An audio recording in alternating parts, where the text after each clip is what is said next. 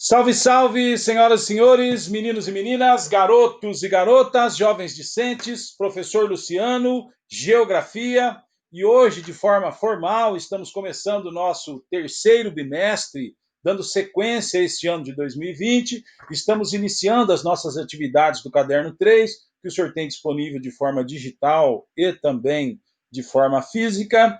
Nós estaremos neste bimestre, neste terceiro bimestre, nessa parte 2, 2020, né? Discutindo um pouco sobre a América Latina. Nós vamos discutir aspectos naturais, aspectos humanos, aspectos econômicos e também os desdobramentos do comércio externo. Quero pedir para você vir comigo aqui na tela para a gente acompanhar, começar as nossas discussões sobre América Latina, aspectos naturais. Então vamos lá. Com mais de 20 milhões de quilômetros quadrados, é uma longa extensão no sentido norte e sul. A América Latina é marcada por uma grande diversidade de paisagens naturais, que serão estudadas neste módulo. Veja alguns exemplos. Então eu quero que o senhor acompanhe comigo 4 fotos aqui mostrando que a diversidade das paisagens naturais. Como pontuado, vamos estar estudando e discutindo a América Latina, abordando, abarcando, englobando o quê? Aspectos naturais, aspectos humanos, aspectos econômicos e o comércio, tá? Então vamos entender o que é a América Latina, qual que é a composição da América Latina e vamos discutir um pouquinho, caminhar um pouquinho dentro desse contexto que nós acabamos de falar, vamos discutir um pouquinho sobre o relevo e a hidrografia, as características desse relevo. O relevo influencia na dinâmica de ocupação do território? Vamos colocar alguma coisa sobre isso. E também vamos fazer uma atividade disposta em 2 itens, 2 divisões, na realidade, né? Aonde nós vamos estar discutindo um pouquinho sobre a dinâmica de tectônica de placas, dinâmica de tectônica de placas. Vamos comigo aqui. Na foto, o senhor vai observar em cima à esquerda, você está vendo o Cabo Horn, no Chile. À direita, você está vendo o nosso deserto do Atacama, um local extremamente seco, mais secos do mundo. Agora o senhor observa na foto do lado direito, do lado esquerdo, perdão, a floresta amazônica, norte do Chile, e do lado direito nós temos, observando Cidade do México, nós podemos observar o quê? A atividade, a presença de atividade vulcânica, ou seja, a América Latina é um local extenso e temos diversos tipos de paisagem. A ideia ao você observar essas fotos é você sair do abstrato, vir para o concreto e observar as diferentes paisagens que nós temos nesta extensão denominada América Latina. Comigo aqui, já estudamos os Estados Unidos e o Canadá, certo? Que em conjunto formam o quê? A parte desenvolvida do continente americano, denominada do quê? De América Anglo-Saxônica, Estados Unidos e Canadá. O outro grande bloco cultural e político desse continente é a América Latina. Eu já vou baixar o mapa para vocês verem comigo, tá? Formada por um conjunto de países subdesenvolvidos. Por que muitos dos países da América Latina são subdesenvolvidos? Quero pontuar para você, você já viu isso lá no oitavo ano, tá? Então, esses países da América Latina, nós servimos como o quê? Como colônias, tá? Nós fomos explorados por muitos países da Europa, graças a muitas subsídios que foram tirados daqui, as commodities, quando a gente usa o termo commodity, o senhor já aprendeu isso em sala de aula, né? Estamos falando de minérios, nós estamos falando de cana-de-açúcar, ouro, nós estamos falando de diversos itens que foram retirados da América Latina, tá? E serviu para quê? Para impulsionar o desenvolvimento do continente europeu, certo? Então, por um conjunto de países subdesenvolvidos, alguns deles emergentes. Sabemos também que, levando-se em conta os aspectos naturais, o continente americano pode ser dividido em 3 partes, América do Norte, Central e América do Sul. Observa comigo aqui na tela. Aqui nós temos o mapa da América, tá? E aí podemos usar o termo Américas, tá? Então nós temos do lado esquerdo, você está observando o quê? As Américas, e nós podemos fazer a divisão de que maneira? uma divisão geográfica ou física. América do Norte está à esquerda da sua tela, tá? América do Norte, América Central e América do Sul. América do Norte, América Central e América do Sul. E você também pode fazer uma divisão histórica, cultural, tá? Você pode, dentro do contexto do quê? De que nós fomos colonizados, certo? Por que América Latina? Por ter sido povoada predominantemente por descendência de povos latinos, tá? Então, originados da Europa. Então, espanhóis, portugueses, franceses. Então, você pode, ao invés de dividir da forma geográfica, América do Norte, Central e do Sul, pode dividir como o pensamento histórico-cultural. América anglo-saxônica e América Latina, que pega a América do Sul, a América Central e um pedacinho da América do Norte, tá? Então, este é a América Latina que nós falamos, certo? É dentro desse contexto que eu quero que você entenda. Então, nós temos a divisão geográfica, que é o que a gente geralmente discute na sala de aula, América do Norte, Central e Sul, e a divisão histórica ou cultural, América anglo-saxônica e América Latina. Seguindo comigo aqui, certo? Vem comigo aqui na leitura. A região é denominada Latina por ter sido povoada predominante por quê? Como eu disse, por descendentes de povos latinos, originários da Europa, ou seja, os espanhóis, portugueses e franceses. Ingleses e holandeses, que tiveram diferentes graus de influência latina durante a época do Império Romano ou depois dele. Povoaram pequenas ilhas e alguns trechos do litoral, mas que são quase sempre minoria das populações locais. Certo? Aqui no descritivo do mapa, me perdoem, eu vou voltar um pouquinho, eu só quero pontuar isso de forma inicial. Os senhores estão vendo algumas divisões. Por exemplo, ali o senhor está vendo no meio do mapa a divisão a linha do Equador, na parte de cima está o Trópico de Câncer, na parte de baixo está o Trópico de Capricórnio. Eu só quero ressaltar, por exemplo, para você que mora aqui em Apucarana, que está me ouvindo, no Paraná, ali em Arapongas, da cidade vizinha, tem uma linha do trópico, uma linha imaginária do Trópico de Capricórnio. Quando você estiver chegando lá, presta atenção, se não me falha a memória, indo daqui para lá, está do lado esquerdo, você pede para o papai mostrar para você, ó, isso aqui é a linha imaginária do Trópico de Capricórnio. Nós dividimos o mundo, tá? De forma a você poder entender ele, você poder entender e se localizar onde é que você está. Então, por exemplo, nós temos linhas imaginárias, certo? Que, por exemplo, você está vendo aqui no mapa a linha do Equador, tá? Uma linha imaginária, uma linha o quê? Horizontal. Então está mostrando para nós norte e sul, certo? Então uma linha horizontal, linha do Equador, abaixo nós temos a linha do Trópico de Capricórnio, como eu disse, passa aqui próximo da nossa cidade, e acima nós temos da linha do Equador o Trópico de Câncer. São linhas imaginárias que permitem você se posicionar, certo? Para entender onde é que você está, se localizar. E da mesma maneira, eu vou pontuar para vocês, não vou avançar na discussão, no tempo oportuno os senhores vão saber, há também, além da linha horizontal, e aqui os senhores estão vendo Equador, linha do Equador, Trópico de Capricórnio e Trópico de Câncer, os senhores também vão ver outras linhas imaginárias, não horizontais, mas na forma vertical, e a mais conhecida é o meridiano de Greenwich, tá? Que vai dividir o nosso mundo, a princípio, em leste e oeste, né? Você vai caminhar ali em leste e oeste, e são linhas imaginárias, tá? Então, quando a gente falar de linha do Equador, nós estamos falando de linha horizontal, estamos falando de paralelos, certo? Quando falarmos de vertical, nós estamos falando de meridianos, tá? Então, nós estamos falando de meridianos. Quando falarmos de horizontal, nós estamos pensando em dividir norte e sul, linha do Equador, Trópico de Capricórnio, Trópico de Câncer. Quando falarmos na vertical, certo? Nós estamos falando de linhas imaginárias, certo? Linhas imaginárias.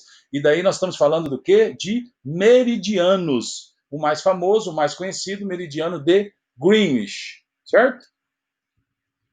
Segue comigo aqui. A região é denominada de Latina por ter sido povoada. Acabamos de ler, né? Perdão. Vamos seguir aqui comigo, certo? Ainda dando sequência dentro desse tema, né?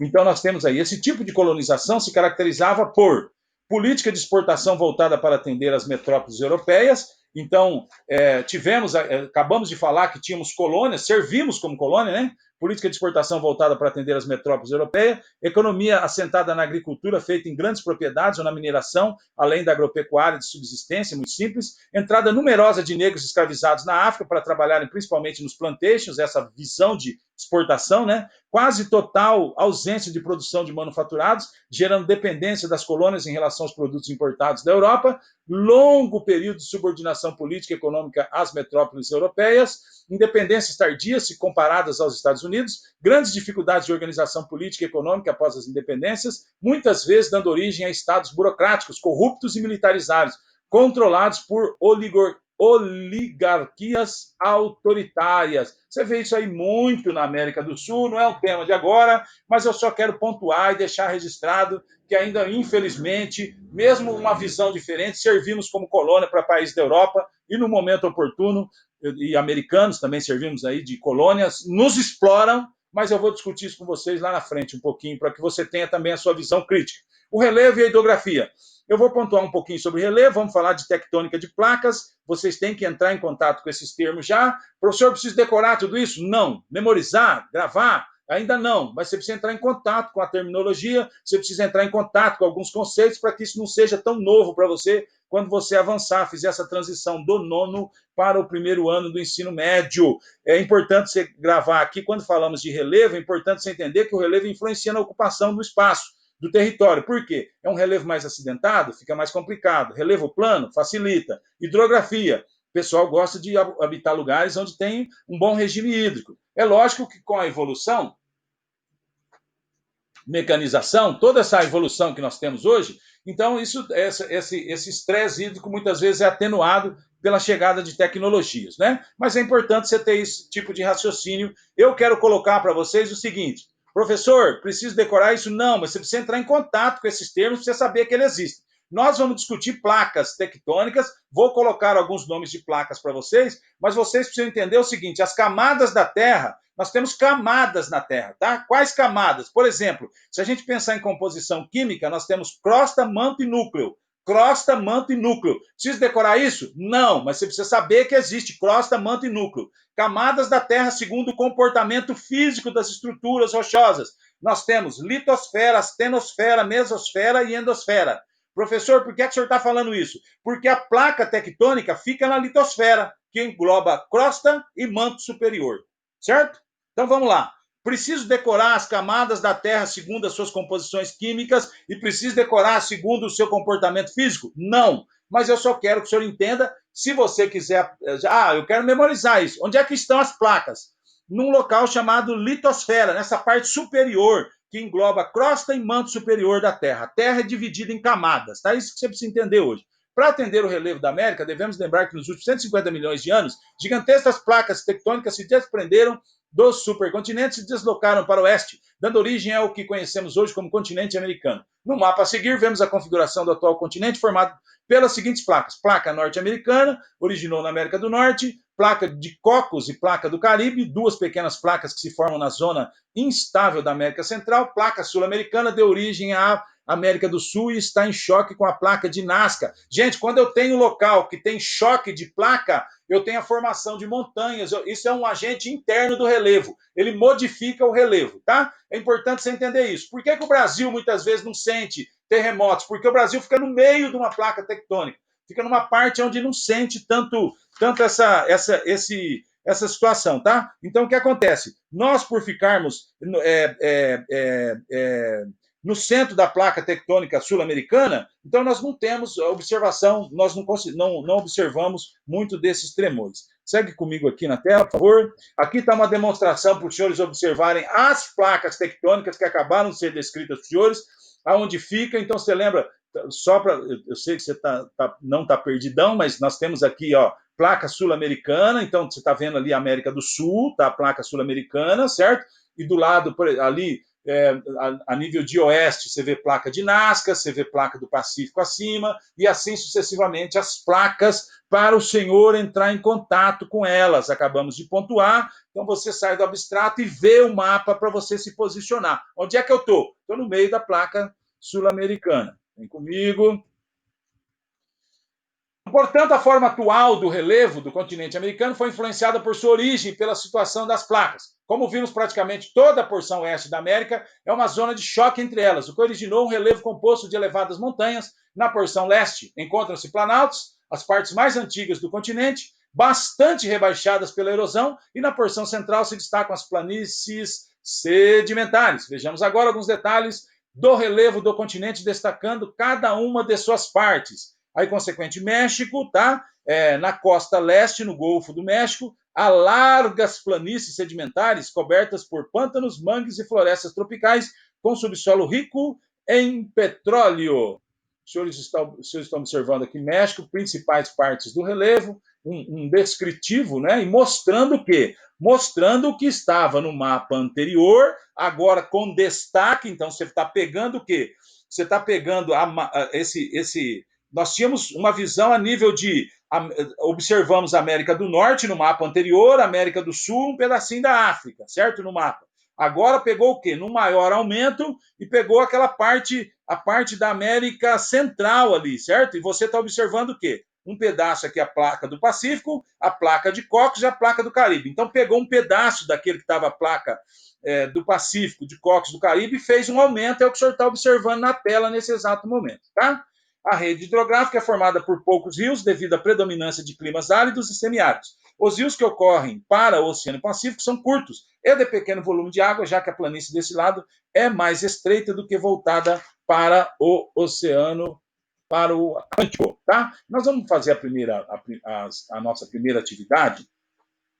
Na realidade, nós temos duas perguntas, uma pergunta dividida em duas partes, né, sobre tectônica de placa. Eu só quero deixar aqui para os senhores registrado que antes de iniciar a resolução desse exercício, eu desejo informar que no momento oportuno vocês vão me enviar esses exercícios, tá? Então vocês fiquem alerta, vai ser solicitado, por exemplo, para que o senhor me envie uma foto pelo WhatsApp, você vai me enviar esses exercícios talvez por e-mail, eu vou às vezes nós vamos solicitar para que sejam postados esses exercícios, que sejam resolvidos no plural, mas de alguma maneira o senhor tem que me enviar esses exercícios, por quê? Para que eu possa atribuir aos senhores no momento adequado as notas referentes à resolução desse exercício. Então, fica aqui minha dica, vai resolvendo exercício por exercício, até porque o professor fala a resposta no final de cada aula, você pode até pausar, tentar responder essas perguntas que está aqui e depois ver a resposta, tá? Então, mas só para te deixar claro, vocês de alguma maneira vão ter que me enviar, no momento oportuno nós vamos lhe dizer, mas vai respondendo, por exemplo, se eu pedir foto pelo WhatsApp. Então já está tudo prontinho, você não fica apavorado lá no final para ter que responder tudo de uma vez, tá bom? Um abraço, vamos junto aqui. Gente, então no dia 14 de janeiro de 2018, o portal Planícies do jornal É o País noticiou o seguinte reportagem: forte terremoto de magnitude 7,3 sacode sul do Peru. Não há alerta de tsunami, uma pessoa morreu e dezenas ficaram feridas. A partir da observação da imagem, de acordo com seus conhecimentos sobre o assunto, explique por que ocorrências desse tipo são comuns na costa oeste da América do Sul, como é o caso do Peru. Por quê, gente? Por ser uma área de encontro de placas tectônicas. Nesse caso, entre as placas de Nazca e Sul-Americana, fazendo com que o relevo seja instável e provocando terremotos. Placa tectônica bate e tem terremoto, e tem esse tipo de formação de relevo, tá? Letra B. Comente sobre a ausência desse tipo de ocorrência com grande intensidade no território brasileiro. Eu espero do fundo do meu coração que você já tenha respondido que o Brasil está situado no centro de uma placa tectônica sul-americana, onde muitas vezes os tremores não são percebidos pelo quê? Pela população, devido ao que? A sua baixa intensidade. Os epicentros, certo? Dos terremotos mais fortes se formam onde? Nas áreas de encontro das placas, certo? Onde ocorre o choque.